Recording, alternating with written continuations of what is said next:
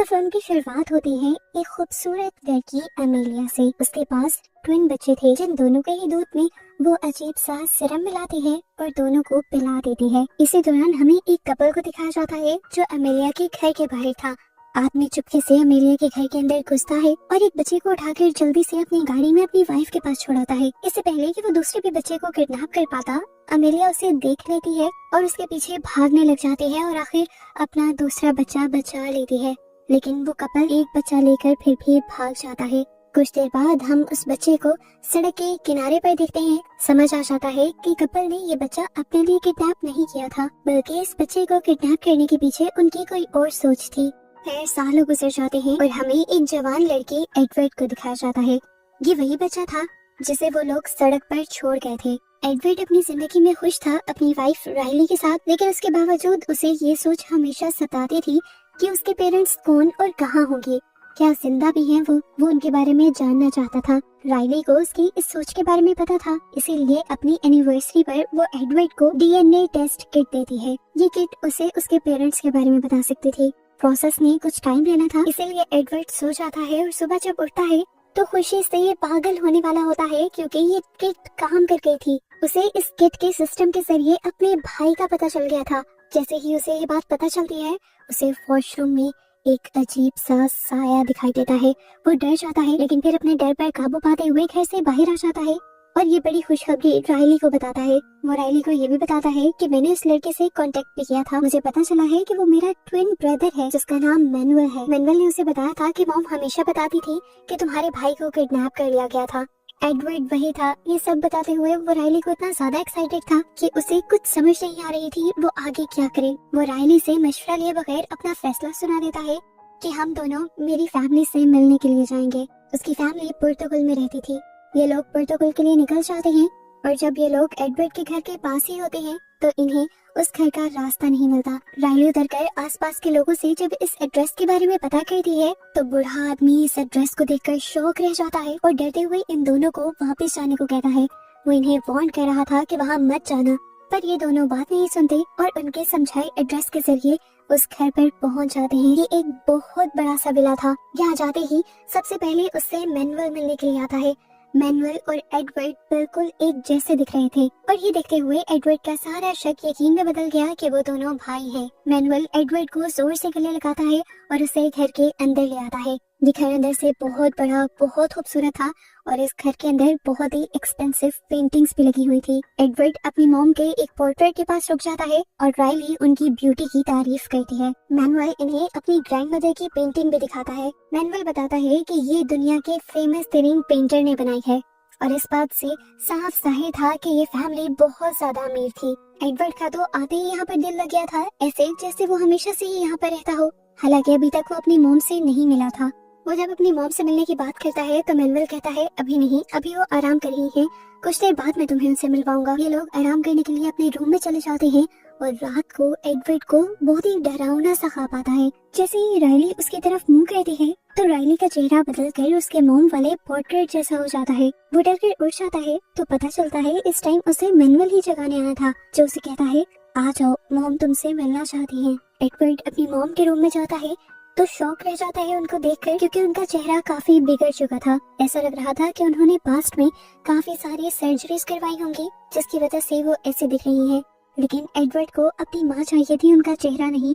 वो जाकर उनके पास उन्हें गले लगाकर रोने लग जाता है। हर माँ की तरह अमेलिया भी एडवर्ड से ज्यादा उसके मिलने पर खुश थी। राइली के उठने पर वो ये सारी बातें राइली को भी बताता है कि वो अपनी मॉम से मिल चुका है। मॉम बहुत ज्यादा खुश है और मैं भी। लेकिन अजीब बात है, मॉम ने बहुत सारी सर्जरीज करवाई हुई है।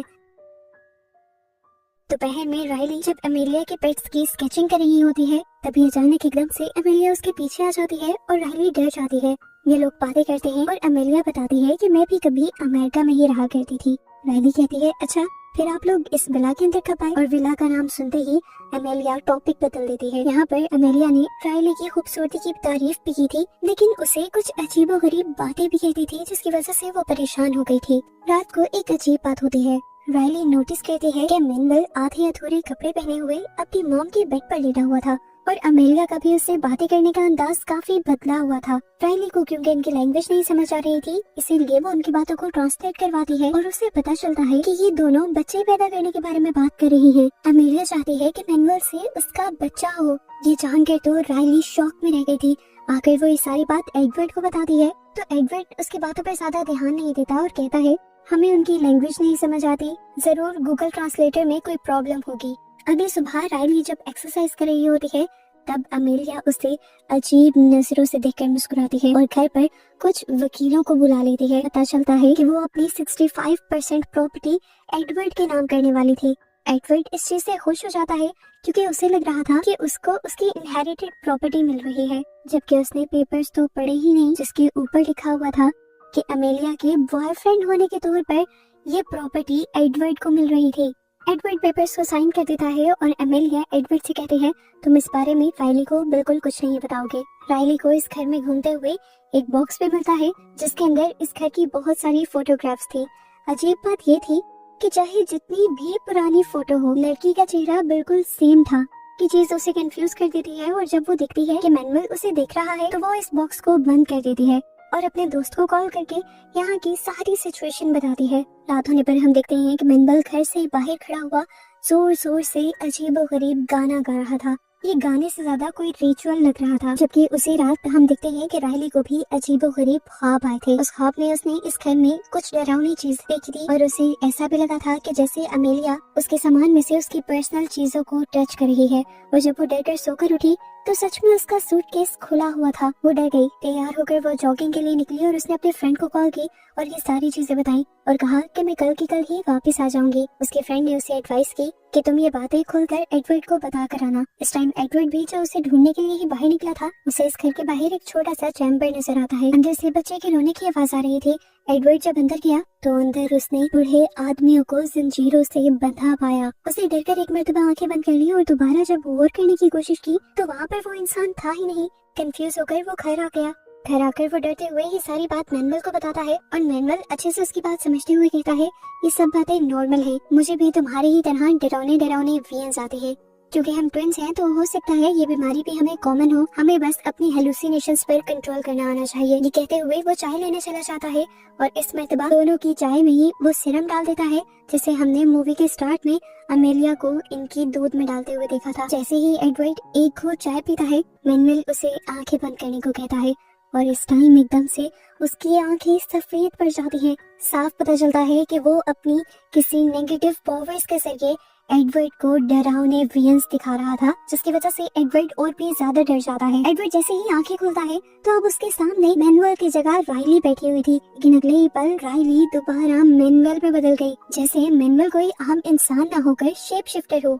एडवर्ड पैनिक कर जाता है और तब मैनुअल उसे गले लगाकर कहता है ये सब तुम्हारे हेलुसिनेशंस हैं, बस इनसे बाहर निकलने की कोशिश करो।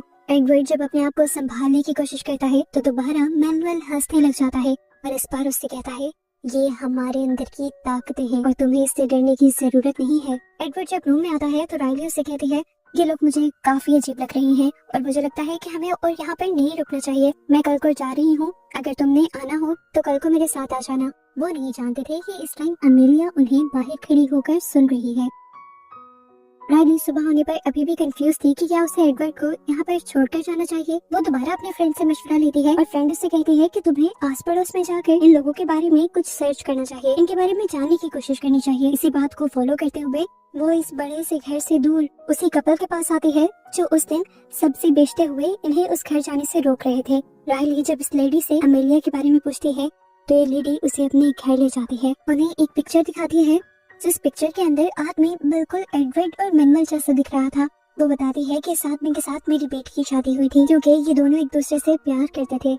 ये दोनों भी उसी कैसल के अंदर रहते थे। मेरी बेटी ने मुझे बताया था कि अमेलिया एक विच है, एक जादूगरनी है। वो अपने आप को जवान रखने के लिए अजीबोगरीब जादू करती है। उसने बताया था कि अमेलिया अपने ही बेटों का इस्तेमाल अजीब तरीके से करती थी जिससे उसके बच्चे पैदा होते थे।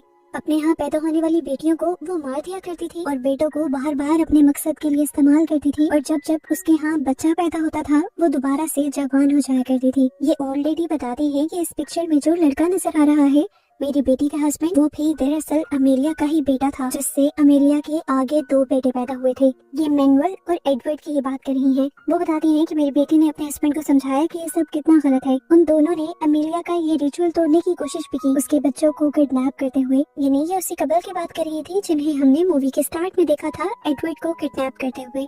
लेकिन वो कपल पूरी तरह अपने मकसद में कामयाब नहीं हो पाया था। ये अजीब बात सुनकर राइली का दिमाग खराब हो जाता है। वो फौरन सोचती है कि उसे एडवर्ड को लेकर यहाँ से दूर चले जाना है।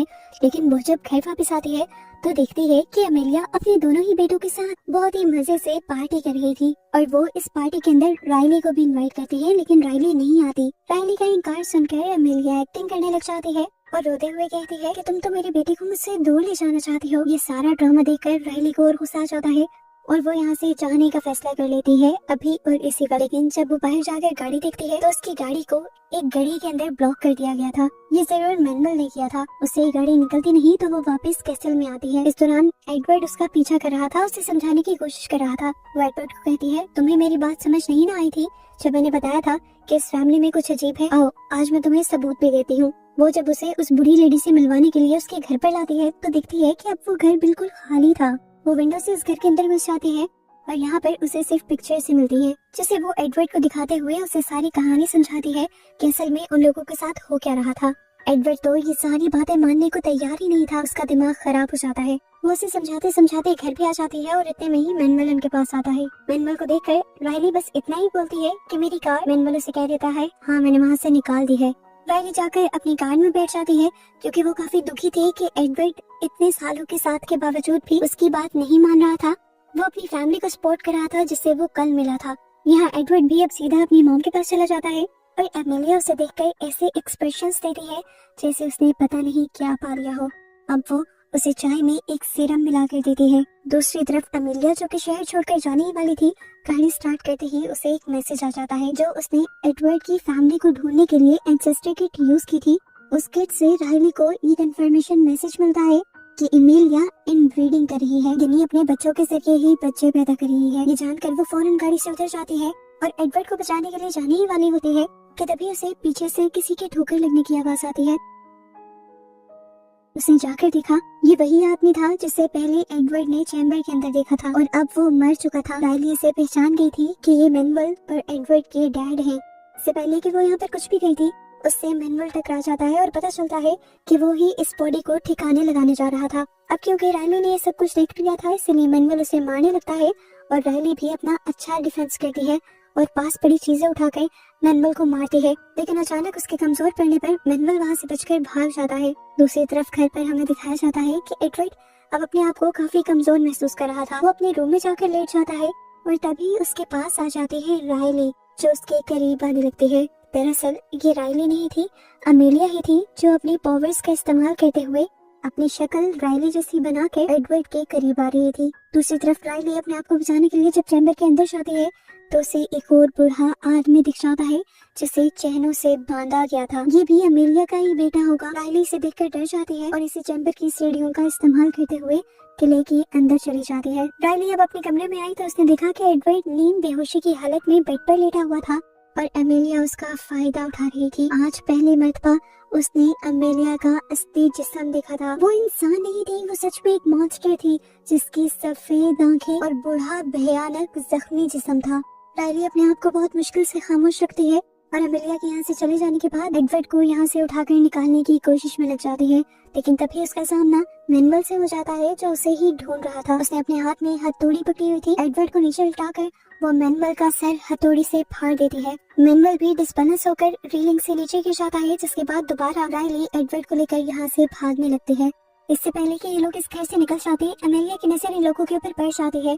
वो जमीन पर गिरे हुए मैनुअल को भी देख लेती है और जोर से चिल्लाते हुए उसके पास आती है। उसे पता चल गया था कि राइली ने ही उसे मारा है और राइली ही एडवर्ड को लेकर यहाँ से जाने वाली है, इसलिए वो राइली को रोक लेती है और उस पर चाकू से हमला करने की कोशिश करती है। राइली इस टाइम ये देखकर हैरान थी कि कल तक जो औरत इतनी ज्यादा भयानक लग रही थी, आज उसकी शक्ल 1 मिनट में ही कैसे थोड़ी बेहतर हो गई थी।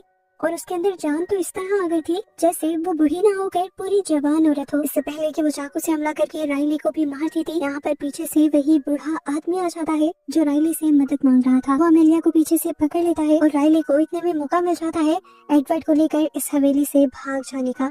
इतनी देर तक वो आदमी अपनी पूरी ताकत के साथ अमेलिया को पकड़े रखता है, जिसके बाद अमेलिया गुस्से में आकर उसे ही स्टैब कर करके मार देती है। इसके बाद अमेलिया मैनुअल को जगाने की कोशिश में लग जाती है, जिसके बाद सीन कट होता है और हमें कुछ अरसे बाद का सीन दिखाया जाता है। अमेलिया दोबारा से जवान हो चुकी थी, उसके पास अब एक बेटा भी था और वो अपने घर पर मैनुअल के साथ एंजॉय कर रही थी। असल में उसका मकसद पूरा हो गया था, उसके इस रिचुअल से उसकी जवानी लौट आई थी, उसका ये साइकिल ब्रेक नहीं हुआ था। यहाँ पर एक ट्विस्ट ये भी पता चलता है कि उस इंसेस्टर किट के अंदर अमेलिया ने ही मैनुअल का डीएनए दिया था, क्योंकि वो असल में एडवर्ड को ढूंढना चाहती थी, क्योंकि मैनुअल उसके काम का नहीं था, उसे बच्चा नहीं दे सकता था और ये काम वो जानती थी कि एडवर्ड कर पाएगा।